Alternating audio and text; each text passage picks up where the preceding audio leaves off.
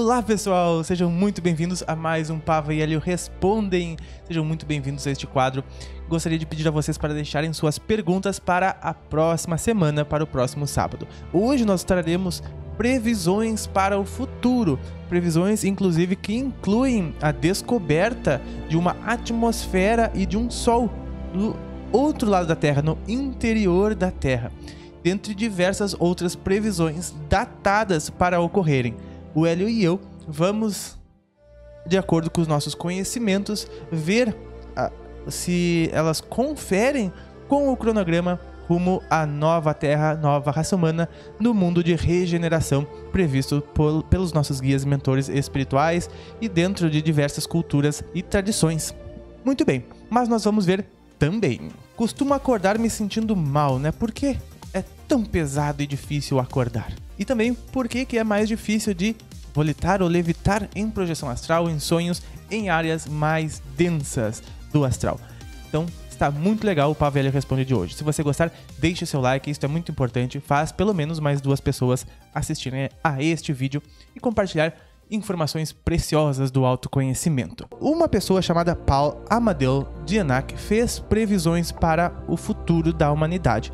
Ele morreu em 1921. Esta pessoa teve aquela doença do sono, ao qual ela dormiu por muito tempo. Ela ficou desacordada, em coma, né? Em coma, por 1 ano inteiro, e quando acordou, ele disse que foi para o futuro no ano de 3906, assumiu lá o corpo de outra pessoa neste período e descobriu tudo que estava, como que era o mundo e a vida dos seres humanos em 3906, e também viu tudo o que aconteceu do ano de 1918 até 3906. Então ele trouxe tudo isso em um diário, e quando ele morreu, ele pediu que ninguém ficasse sabendo dessas escrituras.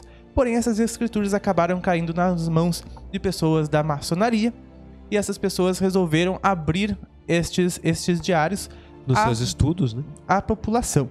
Só que foi censurado pela igreja, e a igreja até muito tempo não deixou que esses documentos fossem realmente a público, porém agora eles são públicos já fazem alguns anos.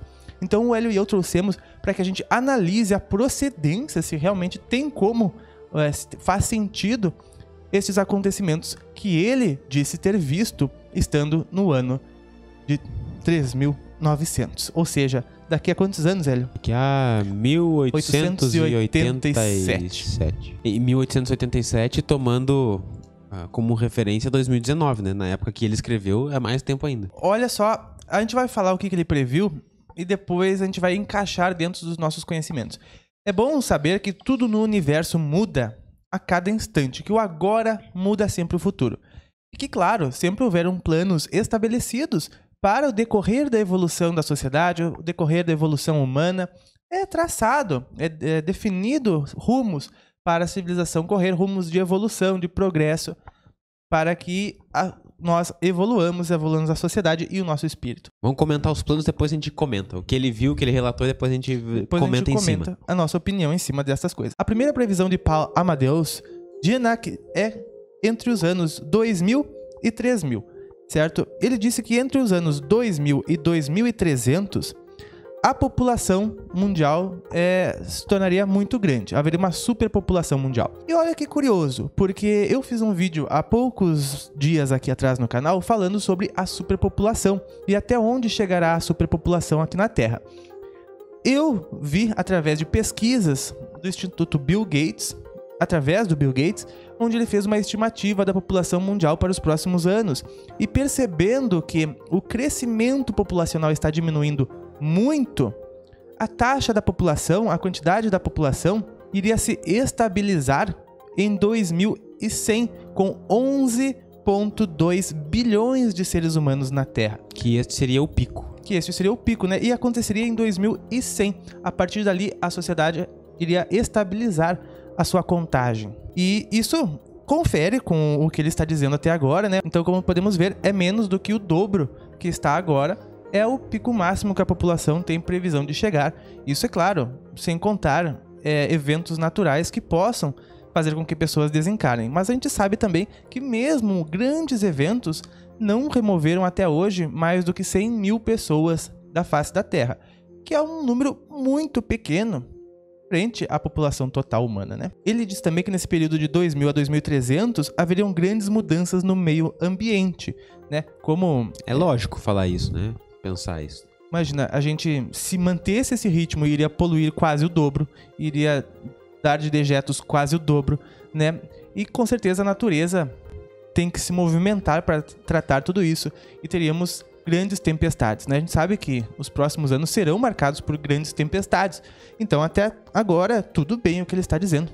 Sim. Ele disse que em 2204 nós iríamos colonizar Marte e iríamos ficar lá até 2261, onde a população chegaria a 20 milhões de pessoas e então uma grande catástrofe em Marte iria tirar todos os seres humanos de lá e nós abandonaríamos planos de colonizar outros planetas.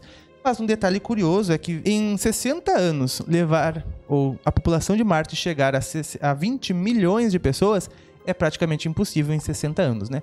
Santa Maria, que é uma cidade que cresce muito e é ligada por diversas ruas e rodovias, não cresce tudo isso, né? Se fosse uma nave todos os dias lotada para Marte, em 60 anos eles não chegariam a 20 milhões de pessoas, certo? Então, este número, nem que eles reproduzissem muito lá, né? E a gente já viu que na nova Terra fará muito mais sentido ir para lá com os nossos outros corpos, não com o corpo físico. Ele diz que em 2309, a Terra entraria na Terceira Guerra Mundial. Devastaria com a maior parte da população do planeta, que ficaria em torno de 1 bilhão de pessoas no planeta, e então formariam o grande parlamento da Terra em 2396, ou seja, duraria quase 90 anos essa Terceira Guerra, e que depois disso a Terra declararia a paz definitiva e demarcariam o ano 1 novamente. Um novo início. Um novo início, certo?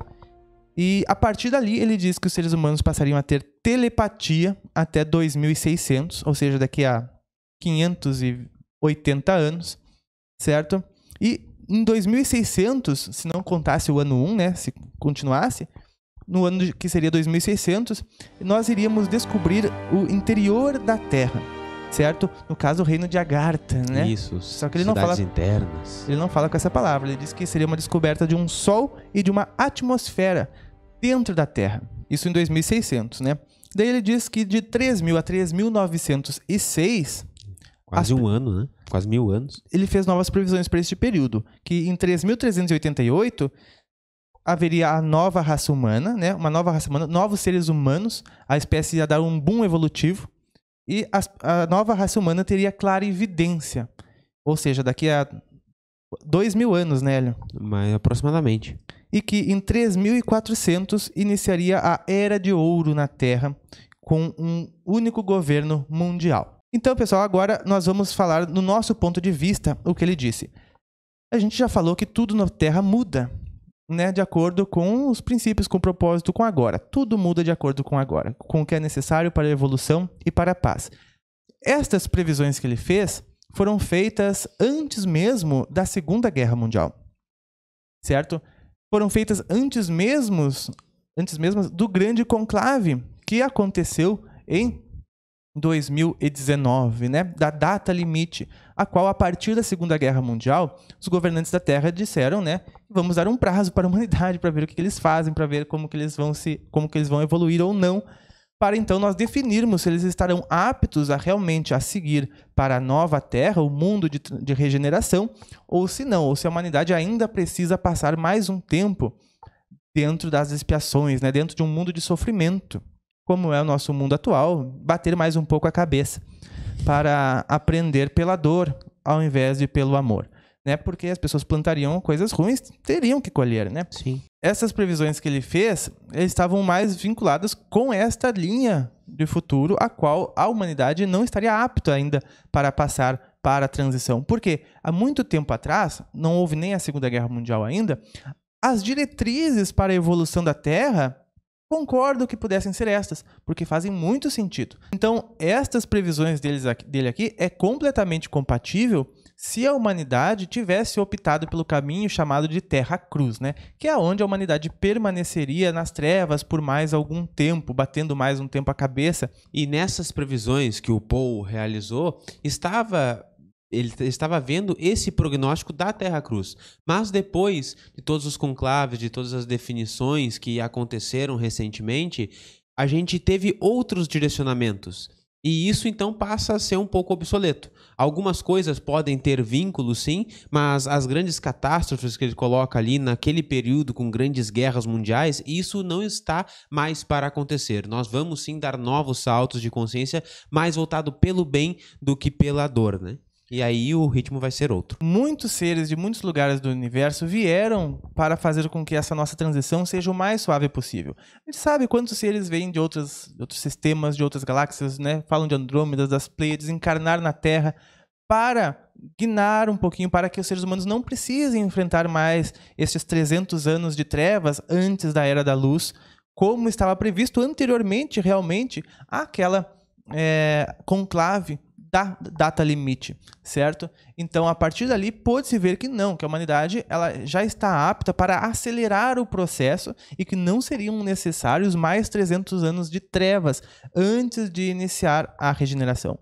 Os nossos mentores dizem que em cerca de 150 anos, nós estaremos, de 150 a 200 anos, nós estaremos na regeneração. O mundo seria um mundo regenerativo, ou seja, não existiriam mais provas e expiações. Ou seja, em 150 anos, né, daqui 2 reencarnações completas do planeta, porque ninguém dura mais do que 100 anos, né? Ou seja, toda a humanidade será renovada 2 vezes até lá, até nós dissermos estamos na regeneração.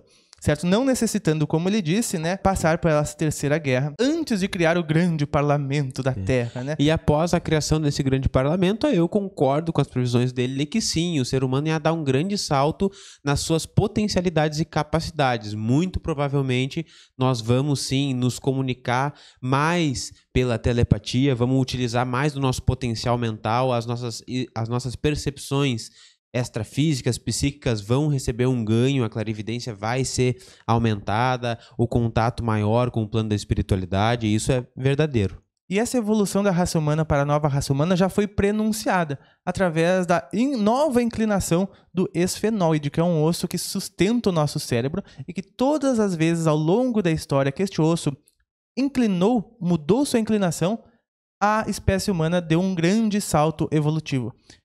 Pela primeira vez, há novos indícios de nova inclinação neste osso, como este vídeo, que eu vou deixar a recomendação completa, caso você queira ver sobre isso ao longo da história. E este osso já está aparecendo com inclinação em novas crianças que estão nascendo, e isso indica, sim, uma nova raça humana que já está iniciando o seu processo aqui na Terra. Esta raça humana, a qual suporta almas que vêm com mais méritos, né? Ou seja, ocupando corpos mais avançados e poderão sim auxiliar a humanidade de forma muito mais precisa dentro das leis universais do amor. E assim fazer essa transformação na nossa sociedade que nós, eu e vocês, buscamos fazer todos os dias. Nós estamos contando com essa equipe que vem nos auxiliar. Perfeito. Então, essas previsões do Paul, no meu ver, estão corretas dentro da planificação antiga, dos projetos antigos da Terra, antes desta aceleração a qual tivemos através de inúmeros seres do universo que vieram nos auxiliar nessa transição para que a gente fizesse ela o mais rápido possível e não necessitasse ficar mais 300 anos nas trevas. E sim, gente, nós vamos encontrar o interior da Terra, o reino de Agartha, que a gente desconhece hoje, o Sol interno da Terra e uma atmosfera. E, inclusive, quando dizem que será que nós vamos encontrar os seres extraterrestres, nós olhamos para fora, para o céu e para o espaço, sendo que eles vivem aqui no interior da Terra. Existem outras 3 raças que são as que ajudam a gestar todo o ecossistema da Terra e a nossa sociedade de forma incrível. Um dia nós vamos falar a função que eles executam na superfície da Terra para sustentar a nossa vida, regulando os mares, regulando a atmosfera e os lençóis freáticos, dentre zilhões de coisas que eles operam, desde antes do ser humano estar aqui. Então, os primeiros extraterrestres que nós vamos conhecer são os intraterrenos. Então, todas essas descobertas serão muito antes, inclusive as telepatias e a clarividência que eles dizem que os seres da nova raça lá em 3000 teriam. Tudo isso está mais cedo. E, pessoal, rapidamente, essas outras 2 perguntas que são bem interessantes, né? O do Rafael Avanto: costumo acordar me sentindo mal, desanimado e desmotivado para começar o dia. Isso passa depois de algumas horas e finalmente começo a minha rotina de novo, né? E, gente, é porque para o nosso espírito entrar no nosso corpo é algo muito pesado para ele, porque o nosso corpo é muito denso e muito pesado, a energia do nosso espírito é maior que a energia do nosso corpo, então ela tem que ser compactada. É que nem a gente ter que vestir uma roupa muito apertada e muito pesada de astronauta e começar. No início vai ser aquele peso, o corpo ainda está naquela inércia, então até a gente voltar a se reacostumar a carregar aquele peso, vai dar todo esse peso para nós. E será ainda mais pesado de acordo com o peso desse nosso corpo físico, mas eu digo o peso energético dele. Por exemplo, Sim. se a gente comeu algo muito pesado antes de dormir, quando a gente entrar nele, ele vai estar mais pesado. Então vai ser uma reação ainda pior. E tem vínculo também por onde nós andamos enquanto não estávamos no corpo físico, né? Onde nós estávamos em corpo astral. Pode ser que a gente traga algumas cargas psíquicas que deixam tudo isso um pouco mais pesado ainda. Por isso é muito bom tomar banho logo depois que acorda, porque o banho realmente ajuda a tirar as energias dos lugares onde a gente andou aprontando no extrafísico. E a última pergunta de hoje, Silvio Weber. Bom dia, poderia falar por que temos dificuldades em volitar em áreas mais densas? Será que o psicossoma sofre com a gravidade do ambiente? Sou projetor e já percebi isso nas dimensões mais densas. Se você volitar, precisa de mais energia. Sim, primeiro motivo é, claro, a região é mais densa, como tu disse, e isso faz com que a atmosfera fique mais pesada e mais densa. Mas acontece que cada nível de densidade tem uma faixa vibratória específica, e dentro de cada faixa existe uma crença predominante. E a crença daqueles que estão nas faixas mais baixas é de que é impossível voar. Você acredita que é possível voar? A realidade é um consenso. A humanidade não acredita que é possível voar, por isso ninguém voa. Então, quanto mais está em zonas de menor nível de consciência, mais é impossível voar, mais pesado tudo é. E será pesado voar. Em faixas de vibração mais elevadas, mais, os planos espirituais ou astral superior, a crença média já é de que isso é possível, porque eles já conhecem a volitação, a verdade do espírito e tudo mais. Então, o campo de crenças permite que a gente flutue, volite, ainda por cima que a atmosfera, consequentemente, é mais leve. Perfeito, nada a acrescentar. Pessoal, eu espero que você acrescente nos comentários com as suas opiniões, com as suas perguntas para a próxima semana e com as suas ideias sobre estas previsões, certo? E eu agradeço de coração você assistir ao vídeo, deixe o seu like, se inscreva no canal se você ainda não for inscrito e daí então nós nos vemos nos próximos. Um grande abraço e até mais!